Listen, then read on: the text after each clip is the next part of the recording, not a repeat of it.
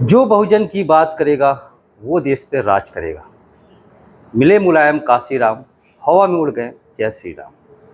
बहुजन हिताय बहुजन सुखाय, सर्वजन हिताय सर्वजन सुखाय। कभी ये नारा हुआ करता था बीएसपी सुप्रीमो में मायावती का। जी हाँ, आप देख रहे हैं हमारा खास कार्यक्रम शख्सियत। मैं हूँ रमेश। आज हम बात करेंगे शख्सियत में बीएसपी सुप्रीमो मायावती की। ये वही मायावती हैं जो कभी सूबे की मुख्यमंत्री हुआ करती थी। एक दो बार नहीं, चार चार बार। सोचिए आप, कोई अगर 4 बार मुख्यमंत्री है तो एक अपने आप में अलग शख्सियत है। और कभी इनके दिल्ली से लेकर यूपी तक तूती बोलती थी, तो सकते हैं आप। लेकिन आज हाशिए पर हैं। सवाल यही उठ रहा है, आखिर मायावती कहाँ चली गई? क्यों खामोश हो गई मैडम माया? 2022 के चुनाव में सोचिए, जो कभी सत्तारूढ़ पार्टी थी अपने दम पे सरकार बनाई, 2022 के चुनाव में बीएसपी महज 1 सीट पर सिमट कर रह गई। आप सोच सकते हैं, जो कभी पूर्ण बहुमत की बात करता था आज महज 1 सीट। आप भी सोच रहे होंगे आखिर मायावती जी को हुआ क्या? जिस दमखम के साथ चुनाव लड़ने की बात कर रही थी वो कुछ भी नहीं दिखा। 22 के चुनाव में एकदम सरेंडर हो गई। यानी कह सकते हैं कि अपने वोट बैंक की सेंधमारी से खुद ही परेशान हो गई। आखिर दलित वोट बैंक कहाँ गया? जो कभी 200 से आंकड़ा पार करता था आज महज 1 सीट पर सिमट कर रह गया। ये मायावती जी का है। सोचिए, बीएसपी जिसे काशीराम ने कितने मेहनत से बनाया था। हमने पिछले एपिसोड में बताया था काशीराम की शख्सियत के बारे में। उन्होंने कितने दमखम के साथ शुरुआत की थी, कहाँ से कहाँ पार्टी को पहुँचाया था। आज वो पार्टी उत्तर प्रदेश में क्या हर राज्यों में अपने ही अस्तित्व की लड़ाई लड़ रही है। सवाल यही है, क्या मायावती जी विरोधियों से घबरा गई या सत्ता दल से घबरा गई? आखिर में क्या ऐसा चीज़ है जिसकी वजह से इन्होंने चुप्पी साधी रखी? हर कोई सवाल जानना चाहता है। सब तो यही कहता है कि मायावती जी अपना वोट बैंक को बीजेपी की तरफ डाइवर्ट कर दी, लेकिन क्या ऐसा हो सकता है? कोई अपनी ही पार्टी को हाशिए पर खड़ा कर देगा? सोचिए, जो कभी यूपी में पूर्ण बहुमत के साथ सरकार बनाई और मात्र 1 सीट पर सिमट कर गई, आखिर इसके क्या मायने हैं? अभी आगे 24 की चुनाव है। क्या 24 में इसी दमखम के साथ लड़ेंगी? क्या इनको मिलेगा? आखिर में इनका वोट बैंक गया कहाँ? आज शख्सियत में इन्हीं के बारे में हम बात करना चाहेंगे और आपसे भी जानना चाहेंगे। अगर आपकी भी कोई राय हो जरूर लिखिएगा। आखिर मायावती के चुप्पे की क्या है मायने? बहन जी के नाम से मशहूर मायावती के जीवन से जुड़ी रोचक जानकारियाँ आपके साथ साझा कर रहे हैं। कुमारी मायावती जो बहुजन समाज पार्टी की सुप्रीमो है, राष्ट्रीय अध्यक्ष है, उनका राजनीति में क्या योगदान है, उनके जीवन के बारे में क्या चीज़ें हैं, वो आपसे हम बताना चाहेंगे। मायावती जी एक भारतीय राजनेत्री हैं और साथ ही उत्तर प्रदेश जैसे बड़े राज्य की मुख्यमंत्री रह चुकी हैं। 4 बार से मुख्यमंत्री रह चुकी हैं। कहीं कह सकते हैं इनका रसूख आप खुद जान जाइए। जब उत्तर प्रदेश देश का सबसे बड़ा प्रदेश है, अगर 4 बार से कोई यहाँ मुख्यमंत्री है तो अपने आप में बड़ा सवाल है, अपने आप में ये शख्सियत है। मायावती का भारत की सबसे युवा महिला मुख्यमंत्री और सबसे प्रथम दलित मुख्यमंत्री होने का श्रेय प्राप्त है। इनको राजनीतिक सत्ता में कई परेशानियों का सामना करना पड़ा। सत्ता में आने से पहले वह एक शिक्षिका थी। सोच सकते हैं, एक शिक्षिका से यहाँ तक का सफ़र क्या रहा उनके बारे में। तो कहीं ना कहीं ये जानना पड़ेगा कि आखिर क्या थी मायावती जी की शख्सियत, क्या थी वो। मायावती जी का जन्म 15 जनवरी 1956 को दिल्ली में हुआ था। इनके पिता का नाम प्रभुदेव था, जो कि गौतम बुद्ध नगर में एक सरकारी कर्मचारी थे, डाकघर में। सोचिए, एक डाकघर में सरकारी कर्मचारी, एक छोटा सा एम्प्लॉई, उसकी बेटी आज कहाँ से कहाँ पहुँच गई। इनकी माता जी का नाम रामरती था, जो कि गृहिणी थी। मायावती जी के 6 भाई और 2 बहनें थीं। सोचिए कितना बड़ा परिवार था इनका, 6 भाई और 2 बहनें। मायावती जी ने दिल्ली के कालिंदी कॉलेज से 1975 में स्नातक की डिग्री प्राप्त की, यानी बीए किया। और उसके बाद 1976 में इन्होंने उत्तर प्रदेश के गाजियाबाद के VMLG कॉलेज से बीएड किया, यानी बीए के बाद बीएड। बाद में इन्होंने दिल्ली यूनिवर्सिटी से LLB की पढ़ाई की, यानी कानून की पढ़ाई की। इनके पिता इनको कलेक्टर बनाना चाहते थे, सोचिए इतनी ज़्यादा ख्वाहिश थी इनकी, जिसके लिए मायावती जी ने प्रशासनिक सेवा के लिए तैयारी भी की।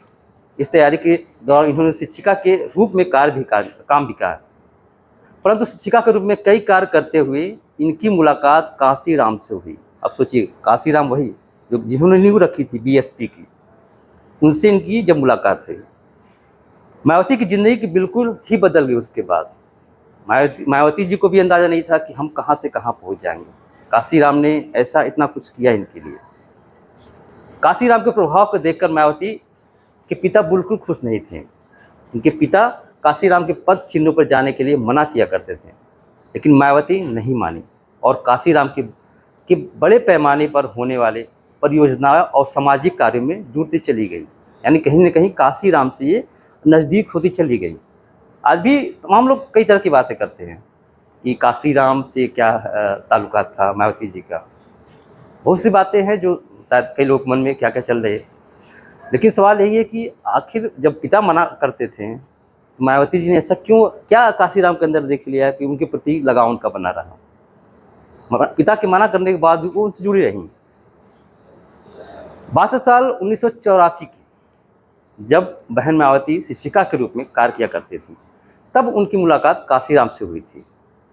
उस समय कांसीराम एक नए राजनीतिक दल का गठन किए थे, जिसका नाम उन्होंने बीएसपी रखा था, बहुजन समाज पार्टी। तब मायावती जी ने शिक्षिका का कार्य छोड़कर इस पार्टी में ध्यान देना शुरू कर दिया और पूरी तरह से इस पार्टी में अपने आप को समर्पित कर दिया। जिस तरह कांसीराम जी ने अपने आप को समर्पित कर दिया था, उसी तरह मायावती जी ने भी अपने आप को पार्टी के लिए समर्पित कर दिया। सोचिए, जो व्यक्ति अपने आप को पार्टी के हित के लिए सब कुछ निछावर कर दिया, आज वही पार्टी हाशिए पे चली गई। इतना कुछ आखिर क्यों हुआ, सबके मन में सवाल होगा। उसी साल मायावती ने मुजफ्फरनगर जिले के कैराना लोकसभा से अपना पहला चुनाव लड़ने का अभियान शुरू किया, जिसके बाद 1985 से 1987 तक लोकसभा चुनाव के लिए मायावती ने कड़ी मेहनत की और 1989 में बहुजन समाज पार्टी ने बिजनौर से 13 सीटों पर चुनाव जीता। सोचिए, उनकी मेहनत का नतीजा रहा कि 13 सीटों पर वो चुनाव जीत गई, जिसके बाद मायावती बिजनौर से सांसद भी चुनी गई। यानी कह सकती हैं उन्होंने भी मेहनत किया और उसका फल उनको भी मिला और वो इलेक्टेड हुई लोकसभा के लिए। इसके बाद बसपा में दलितों और पिछड़ों वर्ग की संख्या बढ़ती गई, जिससे इनकी पैठ लगातार मजबूत होती गई। यानी कह सकते ओबीसी और एससी एसटी सबको लेकर वो चलने की कोशिश की। जब इनका कुनबा बढ़ता गया, स्वाभाविक है हर दल बढ़ेगा। वो 1995 में उत्तर प्रदेश की गठबंधन सरकार के द्वारा मायावती उत्तर प्रदेश की मुख्यमंत्री बनी। फर्स्ट टाइम 1995 में गठबंधन की सरकार बनी और मायावती जी को मुख्यमंत्री कमान मिली। सन 2001 में कांसीराम ने मायावती को बसपा का राष्ट्रीय अध्यक्ष बनाया। सोचिए, जिसके खुद राष्ट्रीय अध्यक्ष खुद हुआ करते थे, आज अपनी जगह मायावती को बैठा दिया। मतलब माया जी को अपना पूरा सब कुछ सौंप दिया, पार्टी ही सौंप दी तो राष्ट्रीय अध्यक्ष बन गई। वर्ष 2002 और 2003 के दौरान भारतीय जनता पार्टी के गठबंधन सरकार के कारण मायावती फिर से उत्तर प्रदेश की मुख्यमंत्री बनी। सोचिए, दोबारा फिर चीफ मिनिस्टर बनी, कितनी बड़ी शख्सियत। इसके बाद भारतीय जनता पार्टी ने अपना समर्थन वापस ले लिया, जिसकी वजह से उनकी सरकार गिर गई। यानी कि बीजेपी पे हमेशा सवाल उठता रहा कि सरकार गिराने काम करती है, वही हुआ। मायावती जी के साथ भी वही हुआ, उनको भी झटका मिल गया, उनको बीजेपी ने उनका साथ छोड़ दिया। इसके बाद उत्तर प्रदेश का मुख्यमंत्री जो अगला बना वो मुलायम सिंह बने। सोचिए, एक दल बाहर हो गया, दूसरा दल आ गया, समाजवादी पार्टी। तो कहेंगे यूपी की सियासत बहुत बड़ी चीज़ है। यूपी की सत्ता में बरकरार रखना अपने आप को एक बड़ी चुनौती है, क्योंकि देश की राजधानी दिल्ली का रास्ता यूपी से ही होकर जाता है। यूपी से ही सरकार, दिल्ली की सरकारें बनती और बिगड़ती हैं। सोचिए, इतना बड़ा रसूख उत्तर प्रदेश का। सन 2007 में दोबारा सत्ता में आने के बाद देश के सबसे बड़े राज्य उत्तर प्रदेश में मुख्यमंत्री के पद पर संभाला, परंतु इनके शासनकाल में बसपा का विस्तार केवल इसी राज्य में रह गया, क्योंकि इनकी निरंकुश शासन के चलते पिछड़े वर्ग के लोग उनसे मुंह मोड़ लिए। तो जो ओबीसी वर्ग और जो एससी एसटी वर्ग इनके साथ जुड़ा था, एक समूह जुड़ा था, उससे ओबीसी अपना नाता तोड़ता चला गया। यानी कह सकते हैं अन्य पिछड़ा वर्ग छिटक गया। इन्होंने अपने शासनकाल में राज्य में कई दलित और बौद्ध धर्म के सम्मान कई स्मारक तैयार किए। आज देखते होंगे जगह जगह बौद्ध पार्क है, हाथी है। राजधानी लखनऊ में चले जाइए आप, वहाँ पे आपको जगह जगह दिखाई दे देगा। घर से ज़्यादा वहाँ पर पार्क है, बौद्ध पार्क है। अब बताते हैं आपको मायावती जी को राजनीति में पहचान कब मिली। मायावती जी ने अपने शासनकाल में कई विवादों से घिरी रहीं, परंतु उनका राजनीतिक अभ्युदय सचमुच अच्छा रहा। कह सकते हैं लड़ती रहीं, विवादों से नाता भी रहा, लेकिन उनकी राजनीति की एक अच्छी शुरुआत हुई थी। एक सामान्य दलित परिवार से आई हुई यह महिला ने कुछ ऐसा मुकाम पाया, शायद ही किसी ने कभी कोई काम सोचा होगा कि हमें इतना शोहरत मिल जाएगी, इतना मुकाम मिल जाएगा। मायावती हमेशा से ही विवादों में रहीं, परंतु इन सब की परवाह उन्होंने नहीं की। दलितों में खुद जगह बनाया और दलितों में अपने प्रति विश्वास कायम किया। सोचिए, वही दलित जो कभी मायावती के लिए मरता था, आज वही दलित उनसे दूर हो गया। क्यों? क्योंकि उनकी चुप्पी। कभी हल्ला बोल देती थी मायावती, जिसके पीछे पड़ जाती थी तो पनाह मांगता था विरोधी भी। लेकिन आज वही मायावती की चुप्पी बीएसपी को ख़त्म कर दिया। अब लोग जानना ही चाहते थे आखिर इस चुप्पी के क्या है मायने। मायावती जी अगर खामोश हैं, क्यों खामोश हैं? क्या इनको भी डर है ईडी सीडी का, जो आज अन्य दल डर रहे हैं? क्योंकि इनका भी एक बहुत बड़ा एक इतिहास रहा है। एक समय था अपने शासनकाल में, इनके भाई हुआ करते थे आनंद, हैं भी, तो माना जाता था कि उनकी कई अकूत धन संपत्तियाँ उनके पास थी। वो अकूत संपत्ति कहाँ से आई, मायावती जी कैसे दी उनको? शायद यही सब सवाल हैं जो आज चुप्पी साधी हुई हैं। लोग जानना भी चाहते थे आखिर मायावती की इस चुप्पी की क्या है मायने। सोचिए, अभी तक ये कुल 4 बार उत्तर प्रदेश की मुख्यमंत्री रह चुकी हैं। 4 बार, 1-2 बार नहीं भाई, 4 बार। सोचिए, अगर 4 बार कोई मुख्यमंत्री है तो उसका कितना बड़ा सुख होगा। सबसे पहले 1995 में इन्होंने मुख्यमंत्री का पद ग्रहण किया। दूसरी बार 1997 में 21 मार्च से 20 सितंबर 1997 तक अल्पकालीन मुख्यमंत्री रहीं। तीसरी बार 3 मई 2002, 3 मई 2002 से 29 अगस्त 2003 तक मुख्यमंत्री रहीं। इसके बाद 2007 में इनकी पार्टी बसपा को बहुमत मिला। सोचिए, पूर्ण बहुमत में सरकार आई और मायावती जी पूर्व मुख्यमंत्री बन गई।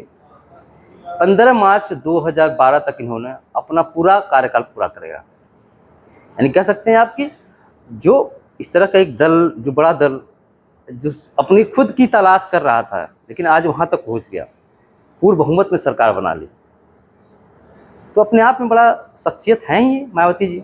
अभी भी उनकी चुप्पी के क्या मायने निकाले जा रहे हैं। क्या 2024 में ये अपनी लड़ाई लड़ पाएंगी? इस तरह का चुप्पी साधी नहीं तो क्या वो इतिहास दोहरा पाएंगी जब कभी पूर्ण बहुमत में सरकार बनती थी? सवाल कई सारे हैं, लेकिन मायावती जी की चुप्पी की वजह से उनके जो दलित, उनके जो चिंतक हैं, वो भी चुप हैं। गाहे बगाहे ऐसी चीज़ें वो कर देती हैं जिससे लगता है कभी कभी अन्य दल कहते हैं ये बीजेपी की एजेंट है, बी पार्टी है बीएसपी। कहेंगे भी क्यों ना। आपको एक छोटी सी वानगी बताते हैं। राष्ट्रपति का चुनाव था, उस दौरान उन्होंने मुर्मू जी का समर्थन किया। अच्छी बात है, अगर वो एक महिला देश की राष्ट्रपति बनती है, अगर कोई समर्थन करता है, लेकिन वो समय गलत था। सोचिए, लोकसभा का उपचुनाव हो रहा था आजमगढ़ में, जो कि निरहुआ के सांसद हैं, बीएसपी का कैंडिडेट भी खड़ा था, तो उसके कई मायने निकाले गए हैं कि ऐन मौके पे इस तरह के समर्थन का एक मैसेज देना एनडीए प्रत्याशी के पक्ष में। लोग ये सोचे कि अरे ये क्या हो रहा है। अब उसका यही परिणाम रहा कि बीएसपी तीसरे चौथे चली गई, यानी निरहुआ जीत गया चुनाव। तो गाहे बगाहे इस तरह की चीज़ें माया जी कर देती हैं कि लोग चौंक जाते हैं कि अरे क्या हो रहा है। सोचिए, कभी किसी भी बात को लेकर हल्ला बोल देती थी, धरना प्रदर्शन कर दो, घेर लो। आज जो महज कोई भी अगर कोई घटना होती है, एक ट्वीट कर देती हैं, रीट्वीट कर देती हैं। ट्विटर से, रीट्विटर से क्या राजनीति चलती है? आप भी गौर कीजिए थोड़ा सा, क्योंकि अगर मायावती जी इससे चुप रहेंगी तो उनके कार्यकर्ता क्या सोचेंगे। आज लोगों को यही लगता है कि जो दलित बैंक है, वोट बैंक है, वो बीजेपी में कन्वर्ट हो गया, क्योंकि बीजेपी ने किया उनके लिए। भाई कोरोना काल रहा, लोग मरते रहे, लेकिन बीजेपी ने कम से कम खाने पीने का इंतजाम तो किया। आज लोग यही सोचते हैं कि क्या बीजेपी वाकई हाईजेक कर ली दलितों को, क्या रीजन रहा। कई सवाल हैं। शख्सियत में हमेशा हम बात करते हैं ऐसे ही लोगों की जो एक अपने आप में शख्सियत होता है। सोचिए 4 बार की मुख्यमंत्री रही, आज लोग बस चुप्पी इसलिए जानना चाहते हैं, मायावती जी चुप क्यों हैं, हम भी जानना चाहते थे।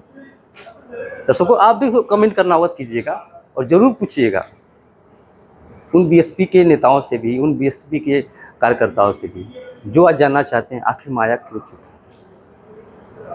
हमारे खास कार्यक्रम शख्सियत में आज इतना ही। फिर बात करेंगे मायावती जी या दूसरे बड़े नेता हैं उनके पहलुओं पर। लेकिन दर्शकों आपसे एक अनुरोध है, सब्सक्राइब करना, लाइक करना ना भूलें। भारत आज, उत्तर प्रदेश आज, आप में बहुत स्वागत है। धन्यवाद।